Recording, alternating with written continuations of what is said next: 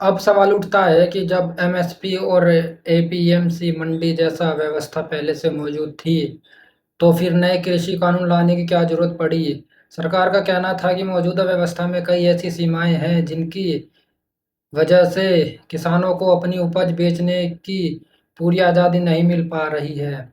इसी सोच के साथ जून 2020 में सरकार ने उपाध्याय ऑर्डिनेंस के रूप में पहला कृषि कानून लागू किया, क्योंकि उस समय संसद का नियंत्रित सत्र नहीं चल रहा था। भारतीय संविधान के अनुसार विशेष परिस्थितियों में राष्ट्रीय की राष्ट्रपति की मंजूरी से अध्यादेश जारी किया जा सकता था। पहले कानून का नाम था the farmer products trade and commerce production and facilitations act. इस कानून का सबसे बड़ा बदलाव ये था कि जब किसान केवल एमएसपी मंडी तक सीमित नहीं रहेगा, उसे उसे अपनी फसल मंडी के बाहर भी बेचने की अनुमति दी गई है।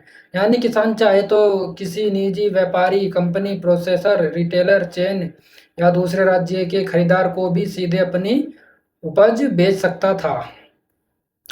सरकार का तर्क था कि जब किसी किसान के सामने खरीदारों की संख्या बढ़ेगी, तब प्रतिस्पर्धा भी बढ़ेगी और उसे बेहतर कीमत मिलने की संभावना भी बनी रहेगी।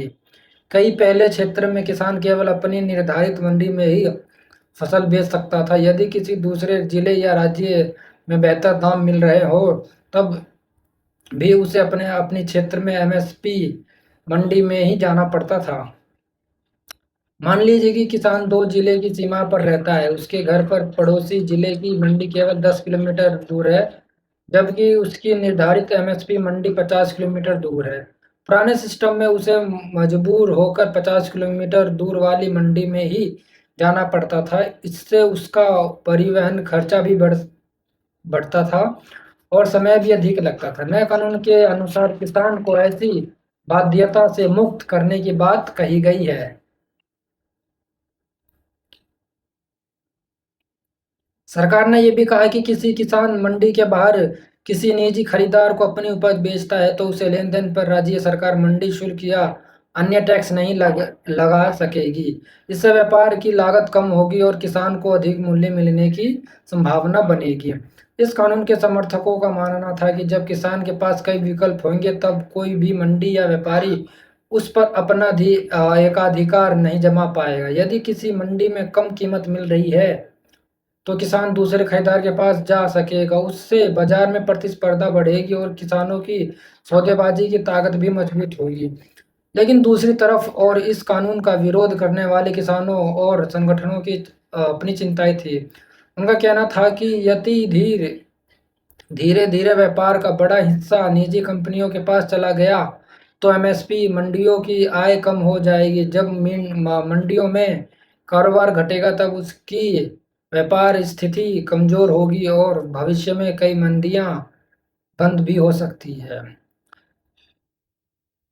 उनकी सबसे बड़ी आशंका ये थी कि शुरुआत के कुछ वर्षों में कंपनियां किसानों को आकर्षित करने के लिए बाजार में बेहतर कीमत देगी। इससे किसान धीरे-धीरे निजी खरीद व्यवस्था पर निर्भर हो जाएगा। लेकिन यदि भविष्य में सरकारी मंडियां कमजोर पड़ गई या समाप्त हो गई, तब कहीं वही कंपनियां अपनी शर्त पर खरीद शुरू कर सकती है और किसानों के पास दूसरा विकल्प नहीं बचेगा।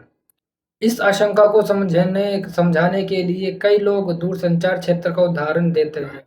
उनका कहना था कि जब निजी टेलीकॉम कंपनियां बाजार में आई, तब ग्राहकों को कम कीमत और बेहतर सुविधाएं मिली। लेकिन समय के साथ प्रतिस्पर्धा कम होने पर कीमतों में बदलाव भी देखने को मिला। इस प्रकार कुछ लोगों ने अपनी निजी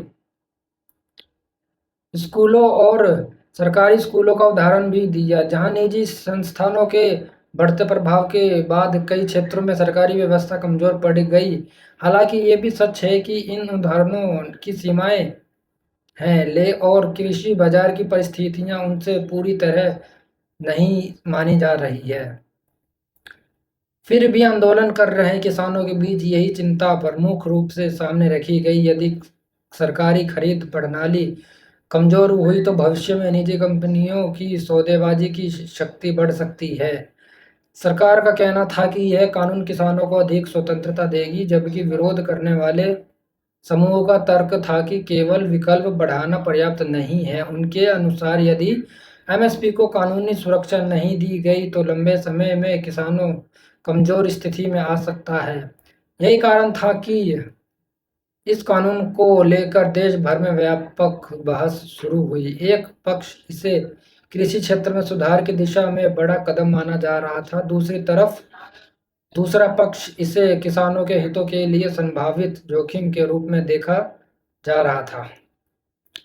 दोनों पक्षों अपने अपने तर्कों के साथ सामने आए और यही मतभेद आगे चलकर बड़े किसान आंदोलन का आधार बने। तो अब मैं मिलता हूँ आपको पार्ट 4 में। जब तक के लिए ये वीडियो कैसी लगी लाइक करके ज़रूर बताइएगा। जब तक के लिए बाय बाय।